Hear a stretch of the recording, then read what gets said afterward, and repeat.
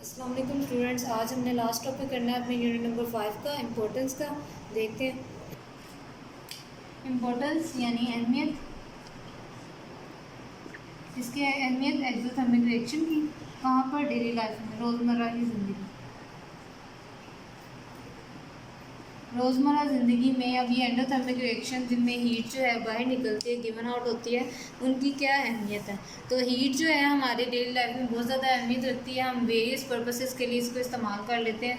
मुख्तलिफ़ कामों के लिए, मुख्तलिफ़ चीज़ों के लिए हमें एनर्जी की ज़रूरत होती है और वो एनर्जी एक्सोथर्मिक रिएक्शंस के दौरान जो है हमें मिल जाती है। अगर आप इसकी अहमियत को जो है वो क्लासीफाई करो, देखो ये किस तरह हमें एनर्जी जो है वो मिल रही होती है मुख्तलिफ़ तरीक़ों से। तो इसको जो है आप बर्निंग ऑफ फ्यूल करते हो, बर्निंग ऑफ फ्यूल में भी आपको एनर्जी जो है वो गेन हो रही होती है। आप गिवन आउट कर रहे होते हैं बर्निंग ऑफ फ्यूल उसके नतीजे में हीट निकल रही होती है जो कि हम यूज़ कर रहे होते हैं।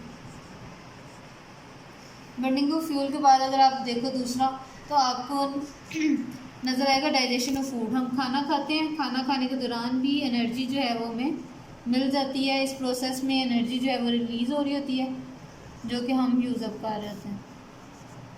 इसी तरह इग्निशन, इग्निशन का मतलब होता है उबाल देना, जोश देना। इग्निशन ऑफ डायनामाइट, डायनामाइट जो है बारूद होता है।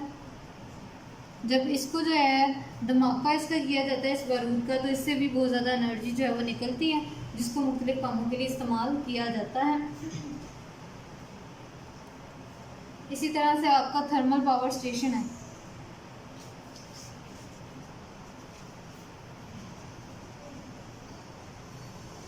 वहाँ पर भी एक्सोथर्मिक रिएक्शन जो है उसके ज़रिए से एनर्जी जो है वो यूज़ की जाती है बिजली बनाने के लिए।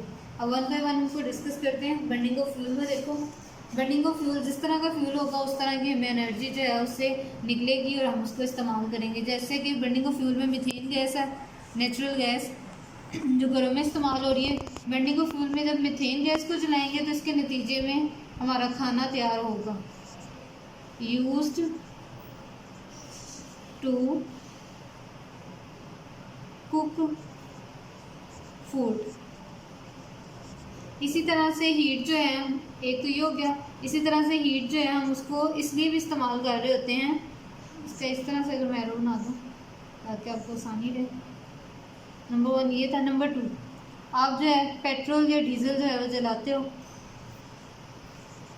तो ये पेट्रोल डीजल जो जलता है इसकी वजह से क्या होता है, व्हीकल्स जो हैं मूव करती हैं। ये सारा प्रोसीजर जो है 2 दफ़ा डिस्कस हो चुका है, इसलिए मैं अब दोबारा इसको रिपीट नहीं कर रही, आपने अपने प्रीवियस लेक्चर्स को देखना है।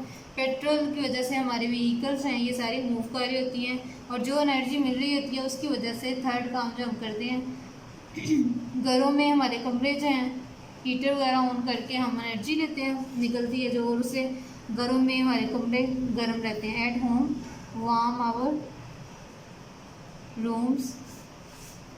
एनर्जी इस तरह से फ्यूल के जलने से मुख्तलिफ़ तरीक़ों से निकल रही होती है जिसको हम अपने मुख्तलिफ़ ज़िंदगी के कामों में इस्तेमाल कर रही हैं। हमारे डेली लाइफ के काम है खाना खाना, गाड़ियाँ चलाना, कमरों को गर्म रखना। तो ये सारा काम हो कैसे रहा है, एक्सोथर्मिक रिएक्शंस की वजह से हो रहा है। दूसरा आप देखिए डाइजेशन ऑफ फूड। जब डाइजेशन ऑफ फूड की जाती है तो इसके नतीजे में भी एनर्जी रिलीज़ हो रही होती है और वो एनर्जी जो रिलीज़ हो रही है वो यूज़अप हो रही है लिविंग ऑर्गेनिजम्स। हम जानदार जो है उसी एनर्जी को इस्तेमाल करते हैं और अपना सारा काम जो है वो करते हैं स्मूथली। हम जो है एक्टिव रहते हैं, हेल्दी रहते हैं इस एनर्जी के होने की वजह से। थर्ड देखो, इग्निशन ऑफ डायनामाइट। बारूद जो जलाया जाता है, अचानक से धमाका करवाया जाता है। इग्निशन ऑफ डायनामाइट बेसिकली किया क्यों जाता है, इसके ज़रिए से फिर कंस्ट्रक्शन के काम किए जाते हैं। जैसे कोई बिल्डिंग बनानी है तो जो पुरानी बिल्डिंग थी उसको तोड़ने के लिए हमने जो है डायनामाइट का इस्तेमाल किया और सारी बिल्डिंग जो है उसे मसमार करके नीचे गिरा दी और नई तामीर कर ली। तो ये कंस्ट्रक्शन का काम किसके थ्रू हुआ, ignition of dynamite exothermic reaction के थ्रू जो है वो हुआ। कंस्ट्रक्शन के अलावा माइनिंग का काम होता है। माइनिंग जो है वो कान कुनी को कहते हैं, जिसमें मिनरल्स होती हैं, कानें होती हैं और उनके अंदर मिनरल्स मौजूद होते हैं, जैसे कोयला। तो कोयले को हासिल करने के लिए इग्निशन ऑफ डायनामाइट अंदर जो है उसकी सुरंगों में हम क्या करते हैं कि ये लगा के डायनामाइट मुख्तलिफ पॉइंट्स पर और उनको फिर एक धमाके से उड़ाते हैं, जिससे वो जगह जो है वो सारी तबाह हो जाती है और वहाँ से कोल जो है वो नीचे गिरता है टूट फूट के, जिसको बाद में जो है कलेक्ट कर लिया जाता है। यूँ हमारा एक सोर्स जो है फ्यूल का वो हमें हासिल होता है इसके ज़रिए से, यानी माइनिंग में जो है ये इस्तेमाल हो रही है इग्निशन ऑफ डायनामाइट। ठीक है, इसी तरह से थर्मल पावर स्टेशन की तरफ अब आएंगे नंबर 4 पे। थर्मल पावर स्टेशन में क्या हो रहा होता है, थर्मल का मतलब होता है हरारती, पावर स्टेशन का मतलब है बिजली का स्टेशन, यानी ऐसा स्टेशन, ऐसा प्लांट जहाँ पर हरारती तवानाई हासिल करके बिजली बनाई जा रही है। और ये हरारती तवानाई आ कहाँ से रही है, केमिकल रिएक्शन से। केमिकल रिएक्शन से जो एनर्जी मिल रही होती है उस एनर्जी को हम पावर स्टेशन को चलाने के लिए इस्तेमाल करते हैं। अब इसका प्रोसीजर क्या होता है, एक बॉयलर प्लांट होता है, ये जो बॉयलर प्लांट होता है इस प्लांट को जो है कोल प्रोवाइड किया जा रहा होता है फ्यूल के तौर पर, और पाइप्स के ज़रिए से पानी जो है वो भी आ रहा था। अब ये दोनों जो हैं वो रिएक्ट करेंगे बॉयलर के अंदर। जब बॉयलर में ये रिएक्ट करते हैं तो इनके रिएक्ट करने के नतीजे में स्टीम डेवलप होती है। ये स्टीम जो है आगे आपकी टरबाइन लगी होती है जहाँ तक पहुँचती है। टरबाइन को जब स्टीम का प्रेशर मिलता है तो ये मूव करना शुरू करता है, और टरबाइन के मूव करने से आपके जो जनरेटर है वो एक्टिवेट हो जाता है, और फिर वो क्या करता है, इलेक्ट्रिसिटी प्रोड्यूस करना शुरू कर देता है।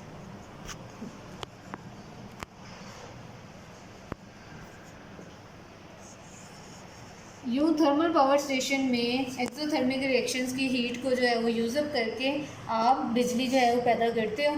ये बहुत सी आसानियाँ हैं जो एक्सोथर्मिक रिएक्शन की वजह से जो है हमारे पास हो रही हैं। हम इन आसानियों को जो है वो इस्तेमाल करते हैं, और इसीलिए एक्सोथर्मिक रिएक्शन जो है हमारी डेली लाइफ में बहुत अहमियत रखते हैं। बुक में देखो वहाँ पर आप लोगों को डिस्कस किया गया है किस तरह से होता है।